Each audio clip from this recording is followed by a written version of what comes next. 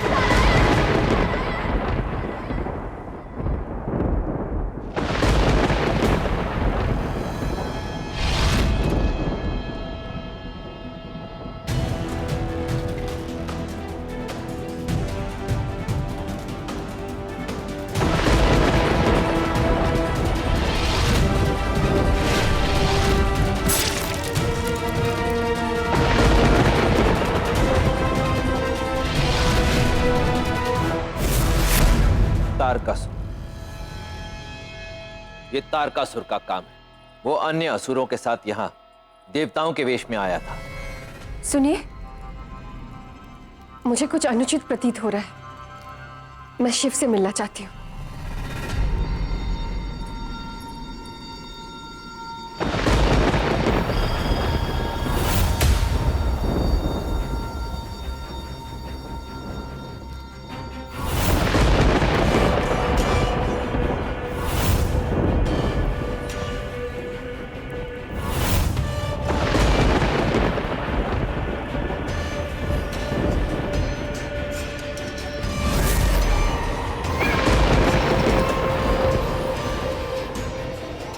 तुम शिव से मिलना चाहती हो ना?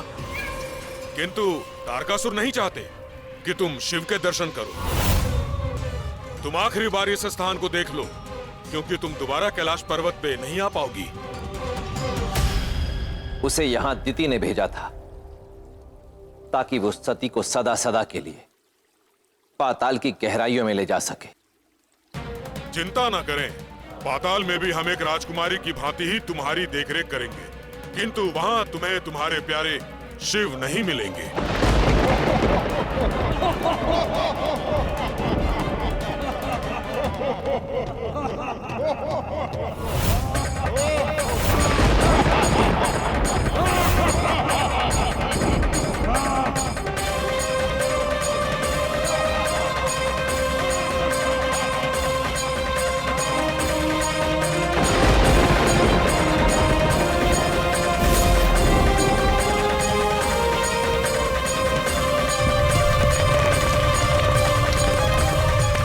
प्रतीत होता है शिव आ गया।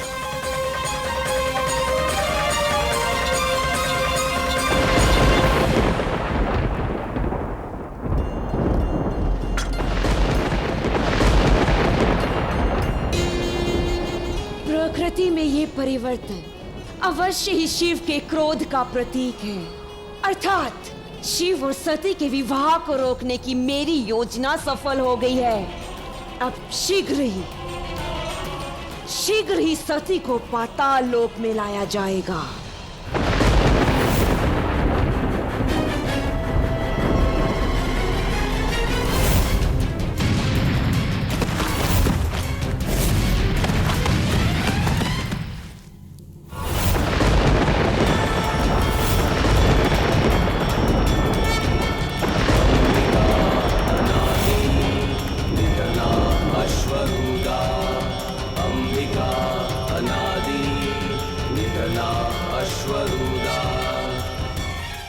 इसमें दिव्य शक्तियां हैं और शिव किसी भी क्षण यहां पर आता ही होगा।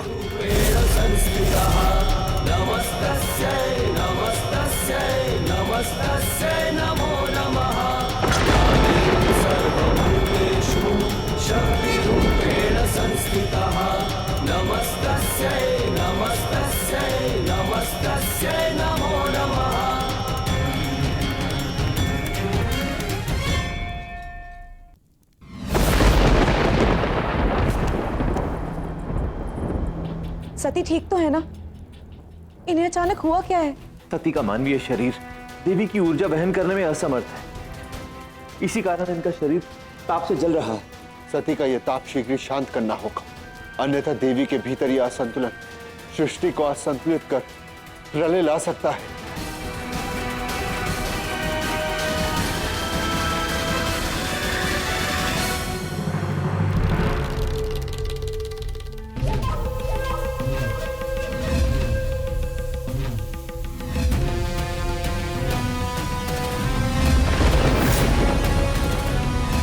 इतने वर्षों तक तुम्हें पिताश्री के पास रखकर मुझसे बहुत बड़ी भूल हुई है सती, किंतु अब तुम्हें पाताल लोक के इस बंदी गृह में रहना होगा।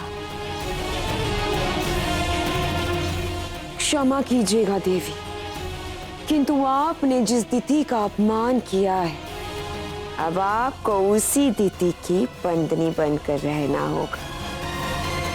देवी,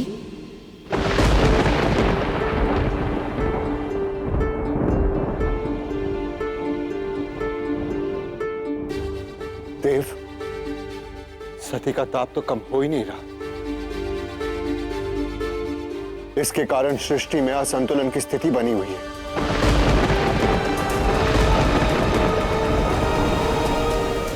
आपको शीघ्र ही अपनी ऊर्जा से सती के ताप को शांत करना होगा, अन्यथा सृष्टि का अंत निश्चित है।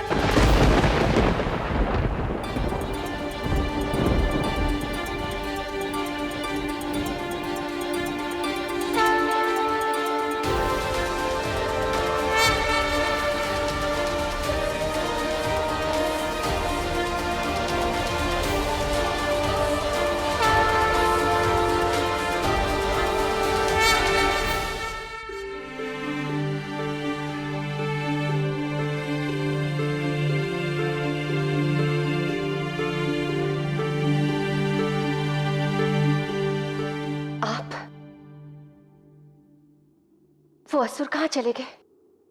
अब कुछ अमंगल नहीं होगा, अब सब मंगलमय होगा। हमारे विवाह के पश्चात कोई अनिष्ट नहीं होगा। क्षमा करें महादेव, किंतु असुरों ने विवाह अग्नि कुंड को अशुद्ध कर दिया है, इसीलिए इस मुहूर्त पर अग्नि को साक्षी मानकर विवाह करना अशुभ होगा।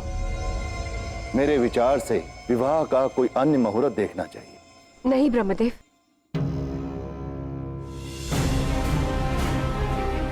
केवल इस कारण कि हम अग्नि को साक्षी मानकर यह विवाह नहीं कर सकते, हमें इस विवाह को नहीं टालना चाहिए ब्रह्मदेव। हर स्त्री को अधिकार है कि वो अपना वर स्वयं चुने, और मैंने शिव को अपना जीवन साथी चुनकर कोई भी अनुचित कार्य नहीं किया। परंतु फिर भी हमारे इस विवाह में मेरे माता पिता भाग नहीं ले रहे। शिव ने पवित्र मन से बिना किसी भेदभाव के हमारे विवाह में सभी का स्वागत किया, ताकि आप सब हमारे इस विवाह के साक्षी बन सके। परंतु फिर भी असुरों ने इस शुभ कार्य में विघ्न डालने का दुस्साहस किया। जब मेरा और शिव के एक दूसरे के प्रति प्रेम पवित्र है, तो हम दोनों क्यों किसी विधि और रीति के बाध्य हो? विवाह तो मन को साक्षी रखकर किया जाता है ना ब्रह्मदेव। ब्रह्मदेव, आपके द्वारा करवाए गए इस विवाह के प्रत्येक रीति, प्रत्येक विधि का मैं सम्मान करती हूँ। परंतु मेरा ये मानना है कि यदि एक स्त्री और पुरुष विवाह के बंधन में बनना चाहते हैं और उनका प्रेम पवित्र है, तो सृष्टि का कोई भी मुहूर्त उनको रोक नहीं सकता।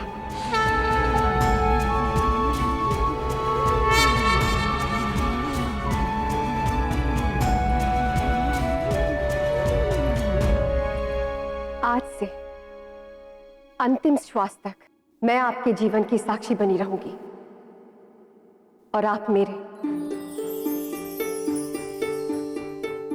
और यदि हम दोनों आजीवन एक दूसरे के साक्षी बने रहेंगे, तो क्या हम दोनों के बीच का ये प्रेम इस विवाह के लिए पर्याप्त नहीं है देव? निसंदेह पर्याप्त है।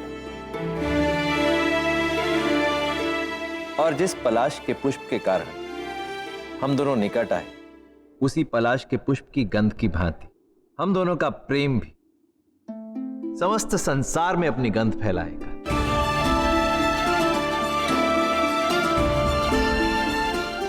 आज से ये विवाह गंधर्व विवाह के नाम से जाना जाएगा।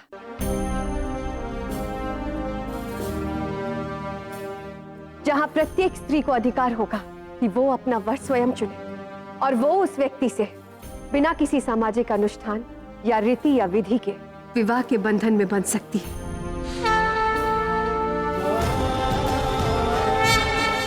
नारायण नारायण।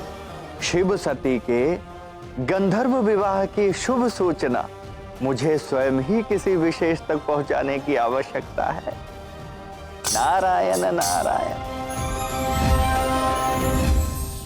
नारायण नारायण। दैत्य माता, कितना अद्भुत, अलौकिक और सुंदर बंदीगृह बनाया है आपने। ये बंदीगृह कहीं आपने तारकासुर को दंडित करने के लिए तो नहीं बनाया है? वैसे वो दंड का भागी है भी माता। उसने आपकी योजना को जो विफल कर दिया है।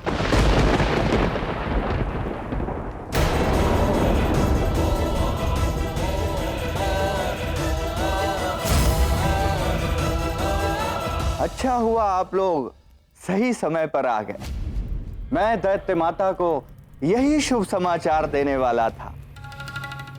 शिव और सती अभी भी अपने विवाह के निर्णय पर अडिग हैं,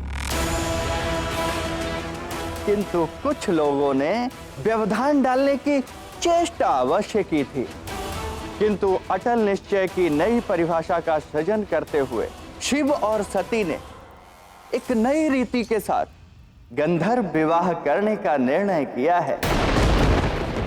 मुझे आज्ञा दीजिए, अब मैं यहां से प्रस्थान करूंगा, क्योंकि दिव्य और अलौकिक शक्ति का मिलन मैं अपनी आंखों से देखना चाहता हूं।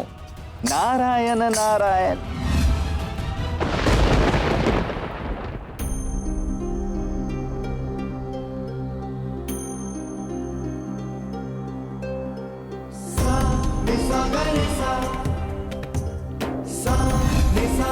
नारायण नारायण।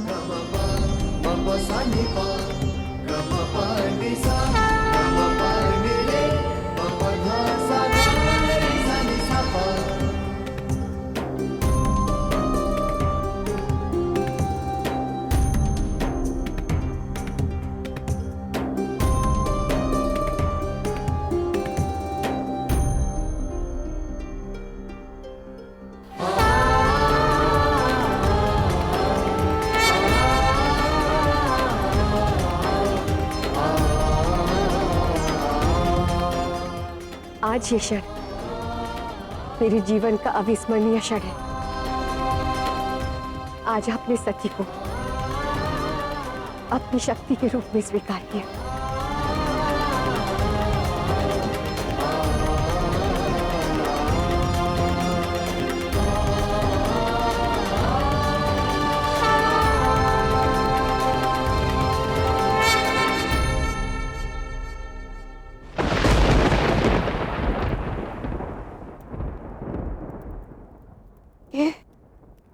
ये कैसी दैवी ऊर्जा है?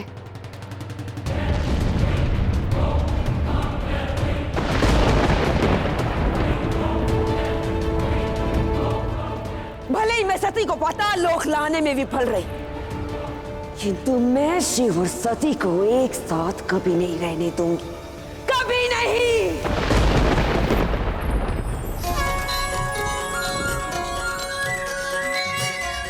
सती, तुम मेरी अर्धांगिनी, मेरा वो अंग जो मुझे पूर्ण करती है, और मेरी वामांगी होने के नाते इस आसन पर तुम्हारा स्थान मेरे साथ होगा।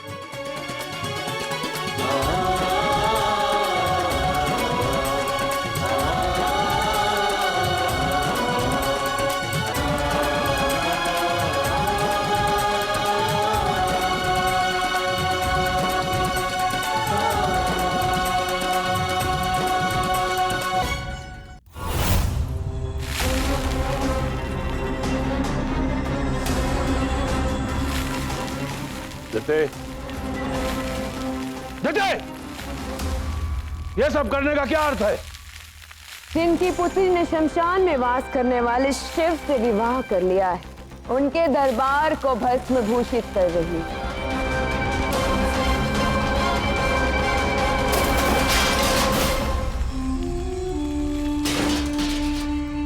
आप सत्य को स्वीकार करें चाहे ना करें,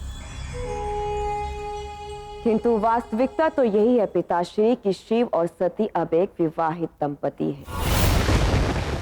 उनका विवाह हो चुका है। मुझ पर क्रोध कर लेने से आपको क्या प्राप्त हो जाएगा पिताश्री? मैंने तो सदैव आपके हित की ही कामना की। अगर क्रोधित होना ही था तो उस समय होता जब वो कपाली शिव आपकी आंखों के सामने आप ही की चौखट पर आकर आपकी पुत्री को अपने साथ कैलाश ले गए। अब क्रोध करने से कोई लाभ नहीं है पिताश्री, जब समस्त देवी देवताओं के सामने आप एक उपहास का पात्र बन चुके हैं। जब आपकी अपनी पुत्री ने ही आपका सम्मान नहीं किया तो अन्य देवी देवता आपको सम्मान क्यों देंगे? नहीं पिताश्री, अब अन्य देवी देवताओं के लिए आप प्रजापति दक्ष नहीं, किंतु एक ऐसे असहाय पिता है जिसने शिव के अहंकार के सामने, अपनी पुत्री के हठ के सामने अपनी पराजय स्वीकार कर ली। नहीं, नहीं, मैं उस शिव और सती को अपने गौरव और गरिमा से खेलने नहीं दूंगा। मैं ये सुनिश्चित करूंगा कि सभी देवी देवता मेरा उतना ही मान सम्मान करें जो एक प्रजापति के योग्य हो। मैं प्रजापति दक्ष एक भव्य यज्ञ का आयोजन करूंगा जिसमें सभी देवी देवताओं का स्थान होगा, किंतु मेरा अपमान करने वाला वो शिव और सती, उनका कोई स्थान नहीं होगा।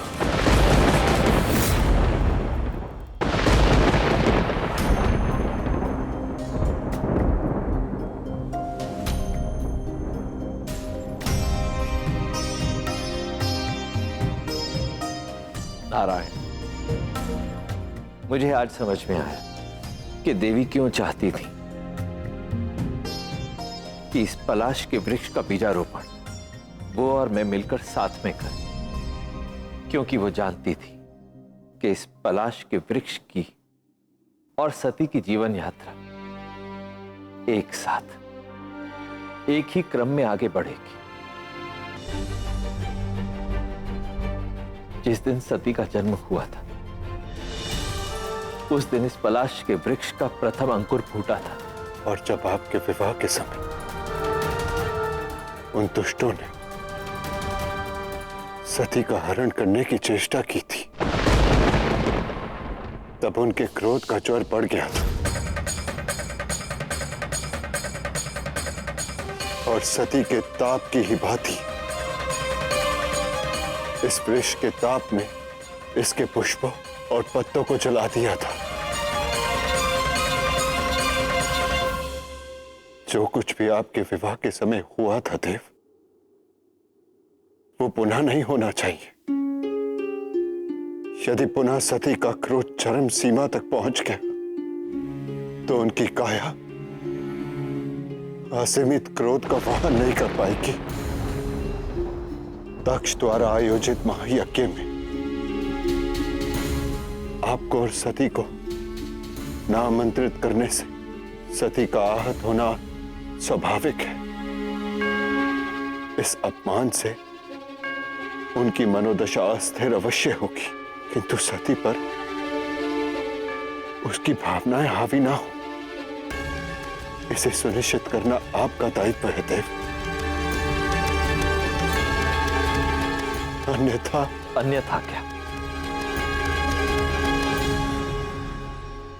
बोलिए नारायण, अन्यथा क्या? अन्यथा यही ना कि यदि ऐसा नहीं हुआ तो शिव और शक्ति पुनः एक दूसरे से दूर हो जाएंगे। यही बोलना चाहते हैं ना? मैं नहीं चाहता कि मेरे आराध्य को पुनः अपनी सती के वियोग की अग्नि में जलना पड़े। मैं आपको इस दशा में नहीं देख सकता देव। आप मेरे लिए नहीं, इस समस्त सृष्टि के लिए सती को रोक लीजिए देव। किसी भी मूल्य पर सती और उनके पिता दक्ष का मिलन नहीं होना चाहिए देव। ये मेरी आपसे प्रार्थना है।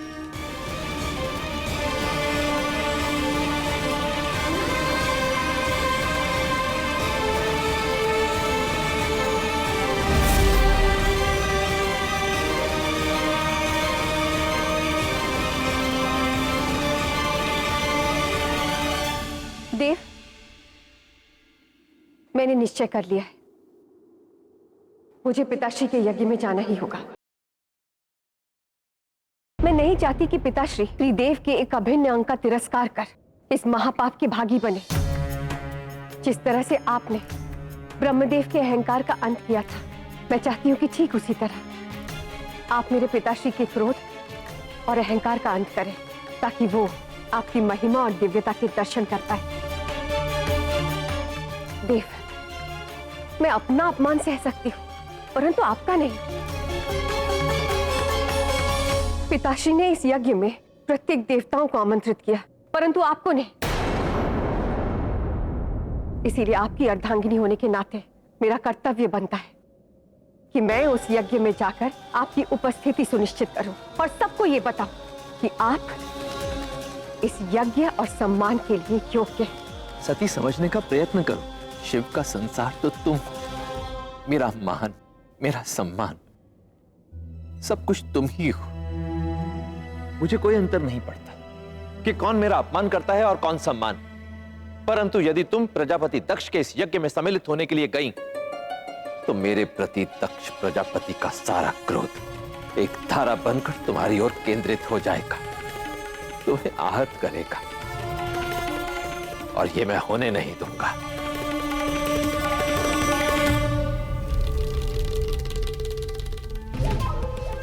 अग्नि, कितनी विचित्र होती है ये अग्नि। आज तक मैं प्रतिशोध की अग्नि में जलती रही, ताकि मैं वो सम्मान पुनः प्राप्त कर सकूं जिससे मुझे वंचित रखा गया। किंतु अब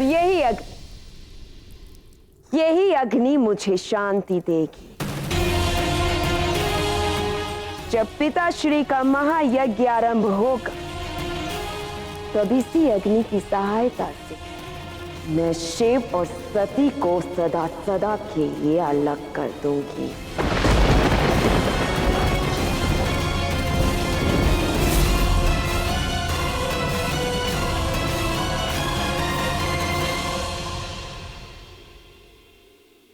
इसे रख लो तारकासुर।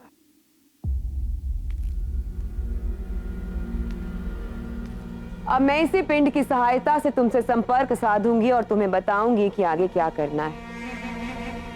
तब तक मेरे संकेत की प्रतीक्षा करना। जो आज्ञा माता। अब शीघ्र ही वो यज्ञ आरंभ होगा, जिससे मैं अपना साधन बनाकर अपना मंतव्य साधूंगी। जिस वैरागी के जीवन में तुम राग भरने आई थी ना सती, अब उसी शिव के जीवन से मैं हर राग, हर रंग छीन लूंगी। सती, मेरी बात मानो, उस यज्ञ में मत जाओ। आप मेरी चिंता मत कीजिए देव। पिताश्री ने एक पुत्री के स्वरूप में मेरा परित्याग किया था, जिसके लिए मैं उन्हें क्षमा कर चुकी हूं। जन्म से लेकर आज तक उन्होंने ही मेरा लालन पालन किया, और मुझ पर क्रोधित होने का उनको पूरा अधिकार। आप देखिएगा, आज यज्ञ में जब वो मुझे अचानक से देखेंगे, तो मेरे प्रति उनका प्रेम, उनका मोह पुनः लौट कर आ जाएगा। और तब मैं उन्हें समझाऊंगी कि मैंने उनसे संबंध तोड़कर आपसे संबंध नहीं जोड़ा, बल्कि उनको आपसे जोड़ने का प्रयास किया।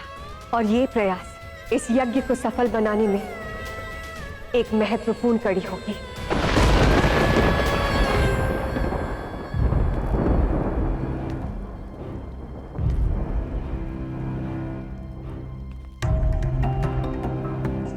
मेरे निमंत्रण पर आप सभी यहां उपस्थित हुए, इसीलिए मैं आपका आभारी हूं और कृतज्ञ हूं।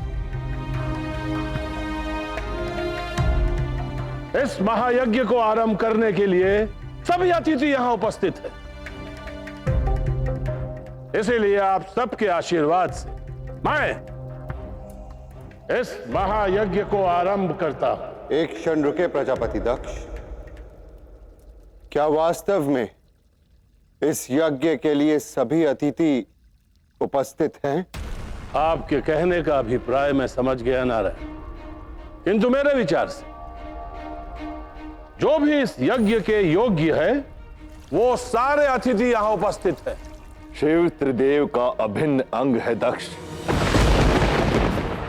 उनकी अनुपस्थिति में यह यज्ञ फलित नहीं हो सकता। ब्रह्मदेव का कथन उचित है दक्ष। भविष्य में इस यज्ञ के फलित न होने से जो अनिष्ट होगा उसे रोक लो। त्याग दो अपना अहंकार और शिव और सती को इस यज्ञ में आमंत्रित कर लो, अन्यथा अनर्थ होकर ही रहेगा। अनर्थ क्यों होगा नारायण?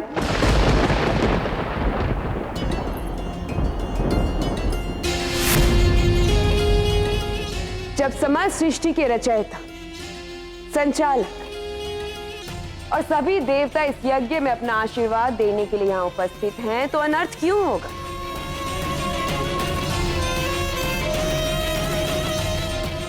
इस यज्ञ में केवल देवता ही सम्मिलित हो सकते हैं,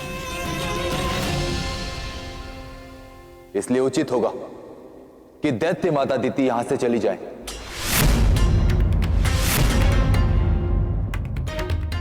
क्षमा करें देवराज इंद्र, पता नहीं ये भूल मुझसे कैसे हो गई। क्यों चली आई मैं इस यज्ञ में?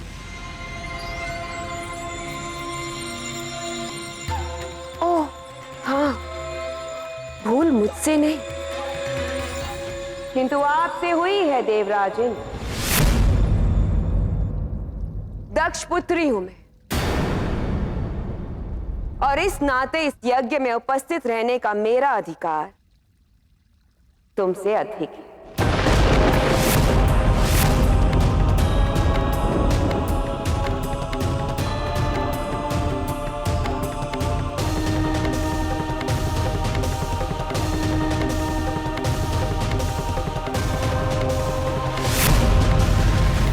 यदि मैं आज वहां नहीं गई तो पिताश्री और मेरे बीच का संबंध जो है वो सदा के लिए टूट जाएगा।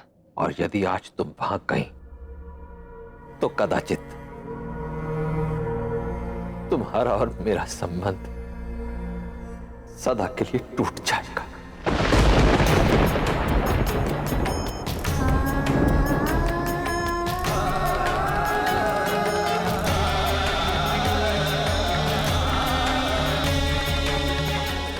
असंभव।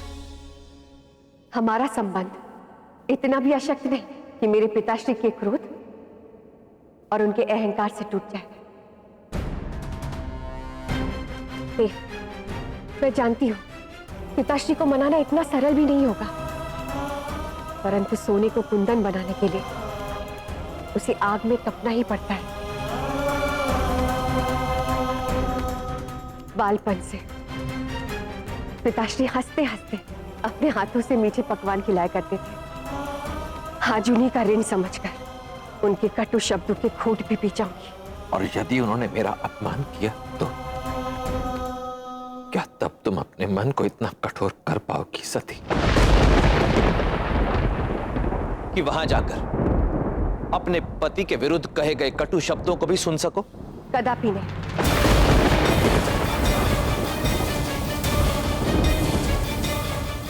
आपके विरुद्ध कहा गया एक भी शब्द मैं सुन नहीं पाऊंगी देव। मैं जानती हूँ देव, आप मुझे वहां क्यों नहीं जाने देना चाहते, क्योंकि आपको लगता है कि वहां कुछ अनिष्ट होगा। शब्दों की मारक क्षमता व्यक्ति के अंतर मन को किस सीमा तक आहत कर सकती है, इसकी तुम कल्पना भी नहीं कर सकती सती।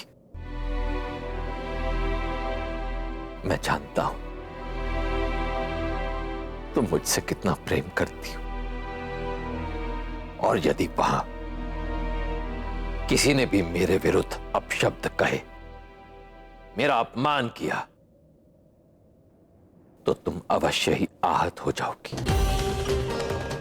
और यदि वहां किसी के भी कारण तुम मानसिक या शारीरिक रूप से आहत हुई, तो मुझे वहां आना होगा। और नहीं जानता कि मैं वहां किस रूप में आऊंगा। पिताश्री ने यज्ञ जग कल्याण के लिए रखा है, इसलिए मुझे नहीं लगता कि इस यज्ञ में उपस्थित किसी को भी जगत के हितार्थ प्रजापति दक्ष के इस यज्ञ का परित्याग करना चाहिए। और हां नारायण, यदि आप इस यज्ञ का बहिष्कार करेंगे तो अन्य देवता भी इसका त्याग कर देंगे, और ये पिताश्री की भक्ति और इनकी श्रद्धा का घोर अपमान होगा। नारायण, वर्षों से पिताश्री ने आपको अपना आराध्य मानकर बड़ी ही निष्ठा से आपकी भक्ति की, और ये अपने आराध्य से ऐसी निष्ठुरता की अपेक्षा कदापि नहीं रखते। ये आपके आशीर्वाद के योग्य है, आपके तिरस्कार के है ना पिताश्री? हाँ नारायण, यदि आपको मेरी भक्ति में लेश मात्र भी दोष दिखाई दे तो आप अवश्य यहां से चले जाइएगा। किंतु यदि मेरी भक्ति सच्ची है तो मैं चाहूंगा इस यज्ञ के यजमान आप बने।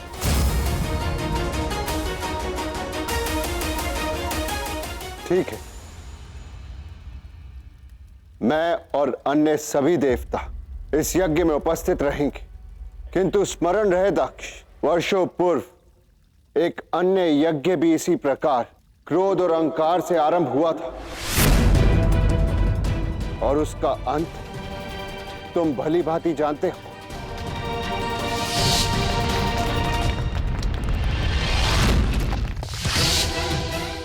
तुम शिव और सती के अनुपस्थिति में इस यज्ञ को आरंभ करना चाहते हो, किंतु स्मरण रहे दक्ष, इस यज्ञ के फल स्वरूप तुम्हें जो भी प्राप्त होगा उसके उत्तरदायी तुम स्वयं होगे।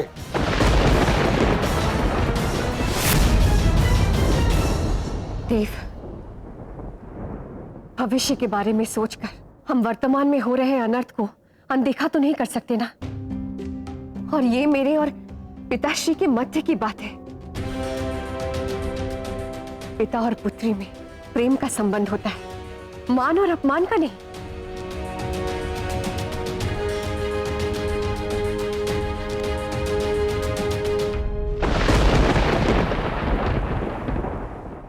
आपको मेरी सौगंध, आप मुझे यज्ञ में जाने से नहीं रोकेंगे, और ना ही मेरे पास आएंगे जब तक सती स्वयं आपको ना पुकारे। आप वहां नहीं आएंगे।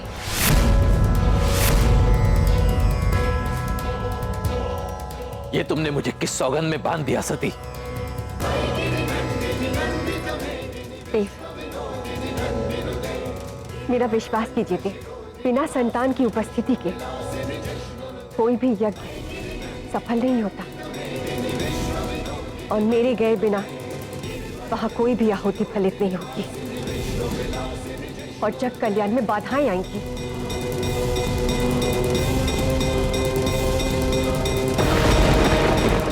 उचित है,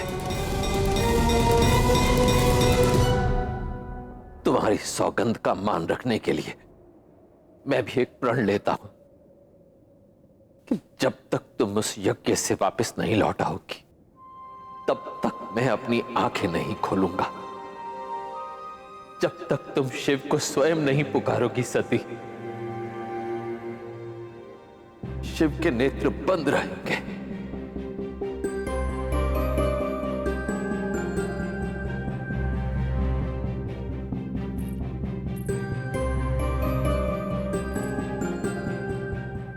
मुझे स्वीकार है,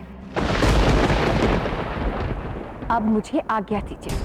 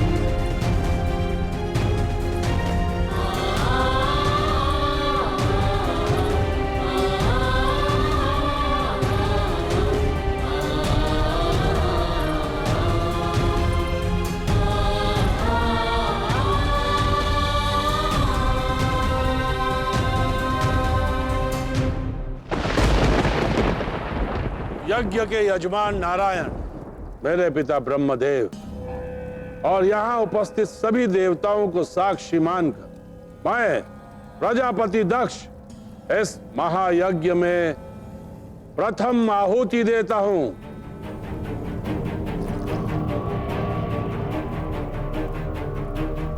यज्ञ आरंभ तो हो गया, किंतु ना जाने इसका अंत कैसा होगा।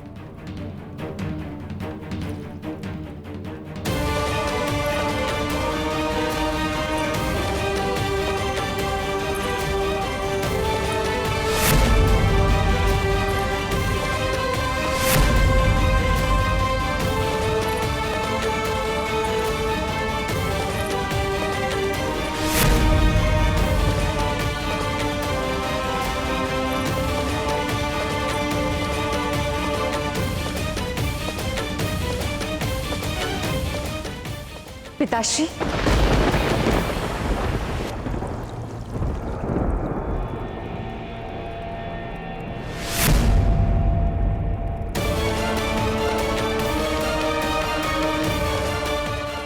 द्वारपालों को इतनी भी बुद्धि नहीं कि शुभ कार्यों के समय शमशान वासियों की परछाई भी अच्छी नहीं होती।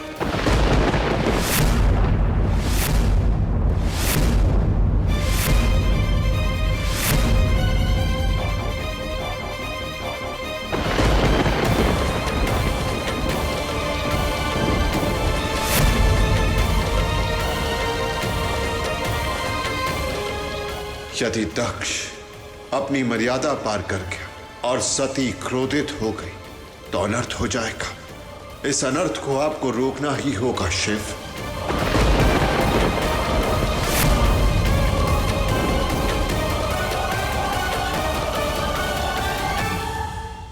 पिताश्री, आप ही ने मुझे दक्षानी सती के नाम से सम्मानित किया था, क्योंकि आप मुझ में अपनी छवि देखते थे, क्योंकि मैं आपकी परछाई थी।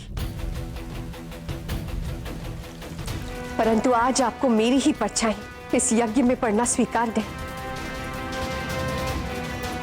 पिताश्री, यहाँ उपस्थित मेरी सारी बहनें मुझसे यही कहा करती थी कि आपके हृदय में मेरे लिए एक विशेष स्थान है,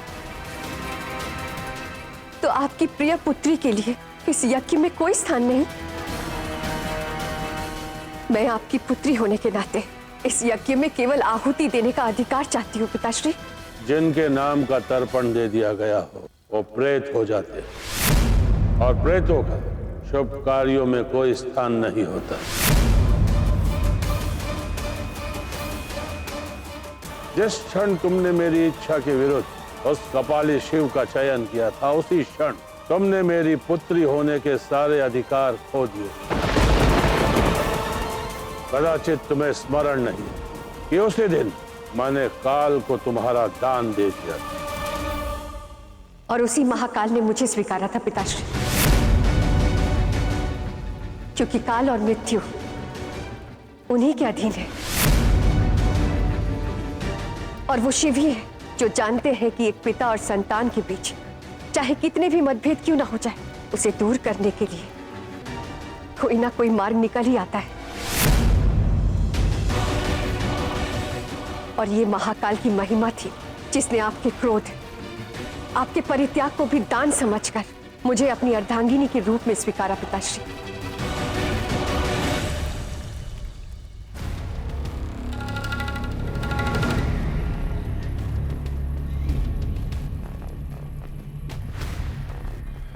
अब मैं समझा बिना निमंत्रण तुम यहां क्यों आई हो। जिस प्रकार यज्ञ संपन्न होने के पश्चात भिक्षुक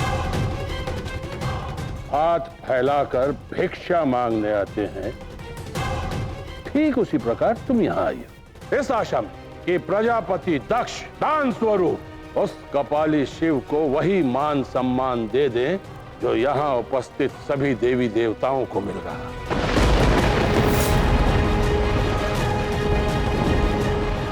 नहीं, उस कपाली शिव के लिए मेरे घर से भिक्षा भी नहीं जाएगी।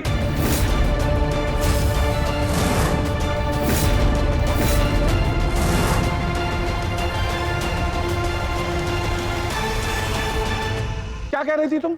तुम यहाँ प्रजापति दक्ष की पुत्री के रूप में आई हो।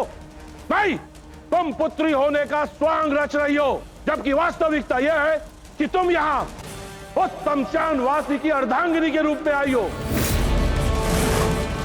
उस कपाली शिव के लिए भीख मांगने। दक्ष, मेरे प्रति तुम्हारी भक्ति का मान रखते हुए मैंने तुम्हें वचन दिया था कि मैं और सभी अन्य देवता इस यज्ञ के साक्षी बनेंगे, किंतु मेरे आराध्य और देवी सती के लिए तुम जिस प्रकार की अभद्र भाषा का प्रयोग कर रहे हो, उसे सुनने के पश्चात मैं यहां एक पल नहीं रुकूंगा। मैं अभी इसी क्षण इस यज्ञ का बहिष्कार करता हूं।